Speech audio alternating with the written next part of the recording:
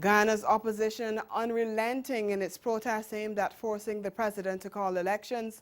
And in sport, there will be no name change for Jamaica's table tennis body.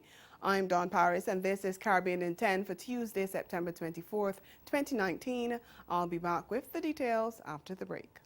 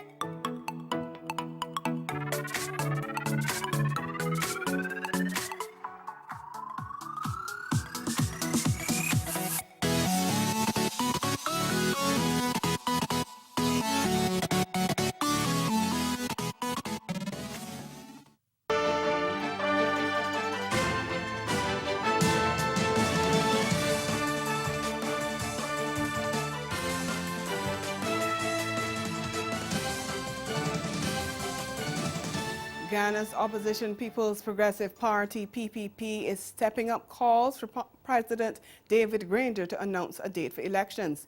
The PPP held a candlelight vigil and protest last night outside the Arthur Chung Conference Center in Georgetown, where Granger was addressing a reception to mark the 70th anniversary of the founding of the People's Republic of China.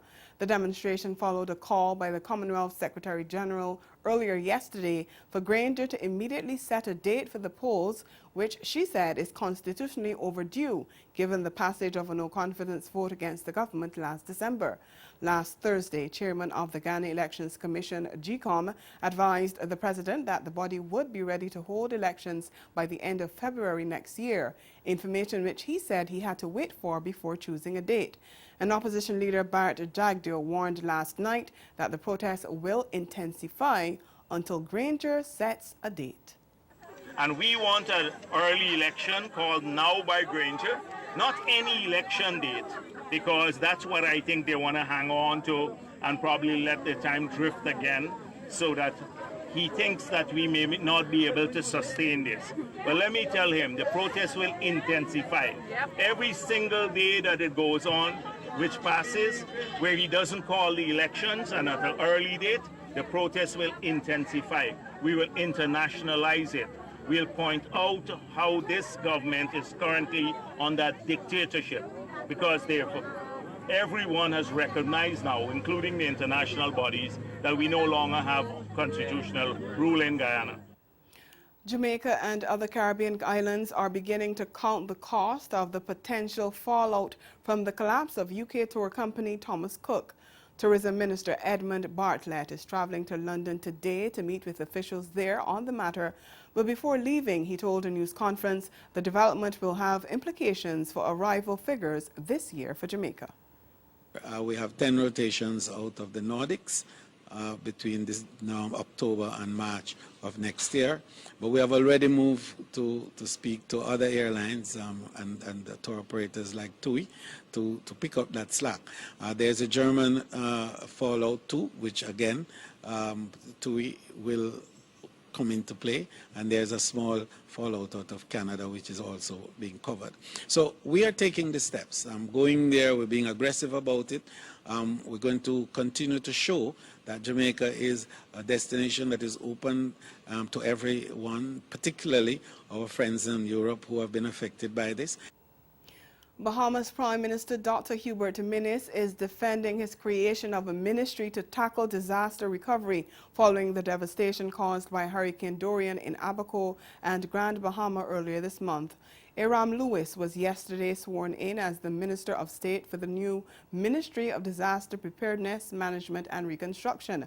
Critics say the move has only increased the red tape in the hurricane relief efforts. But Prime Minister Minnis insists it will do just the opposite. Theo Seeley of Eyewitness News reports. Less than 24 hours after the announcement was made, the opposition Progressive Liberal Party questioned why the Minister administration sought to add another layer of bureaucracy to what appears to be an already strained process. Well, the Prime Minister says it's a move that many will soon respect as forward-thinking. No, this is not a layer of bureaucracy. In fact, this accelerates the process. That's the reason you have an authority. The authority is so that professional individuals who would know how to manage and make decisions, and the best decisions that are applicable for what's happening today, they would be able to contract and make those decisions very quickly. Notwithstanding his explanation, there were critics who still questioned the relevancy of the National Emergency Management Agency, who the body would now report to, and if the new ministry headed by Lewis would make NEMA now obsolete. We're restructuring NEMA so that they become even better than before. You learn a lot. We have learned a lot from this disaster. We've learned a lot from the international agencies that were here. They were very impressed with our organization, but still, you take it to another level. Stay with us. Your Midday Sport is next.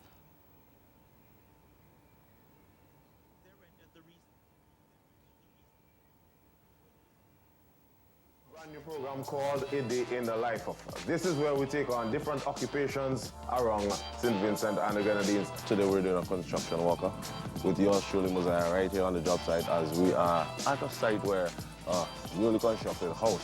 Okay, so we are using the mixer because this is a small gauge. Yes, I just want it. Okay.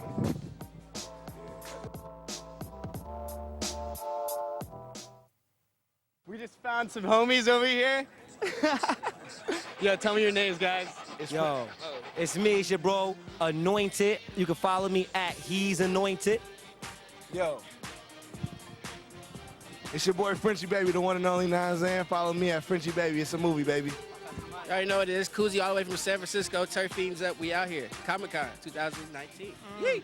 It's your boy Jelani the Artist. You can follow me at Jelani the Artist. That's Jelani DH Artist. The renaming of Jamaica's table tennis body will not see the light of day. This follows a recent court ruling that deemed the body's annual general meeting null and void. TVJ's Renardo Brown explains. A Supreme Court ruling on Tuesday rendered the recent special meeting and annual general meeting of the Jamaica Table Tennis Association null and void. The decision by the court not only left the presidency of the association vacant, but also repealed the name change that came into effect on January 28. A letter retrieved by TVJ Sports has now seemingly put a halt on any intention to push for a name change to Table Tennis Jamaica. The letter dated September 19 was addressed to Godfrey Lothian, president of the Jamaica Table Tennis Association, with the signature of Tennis Jamaica President John Azar affixed. According to the letter, Mr. Lothian approached Tennis Jamaica in the past few weeks, seeking permission to register Table Tennis Jamaica after the company's Office of Jamaica declared that both names were too similar. Mr. Azar noted that he had promised to discuss the matter at Tennis Jamaica's board meeting later this month, only to be made aware that the name Table Tennis Jamaica was already being used. In conclusion, Mr. Azar noted, quote, "In light of the above factors and having consulted with members of my executive and board, I now formally advise that we will not grant permission for you to use the name Table Tennis Jamaica, as we do concur with the view of the company's office that the names are in fact too close, and members of the public might be led to wrongly associate the actions of one association or the issues facing one association with that of the other," end quote. The letter. And that's Caribbean in 10. Join us at 6:30 this evening for Caribbean Newsline. Good afternoon.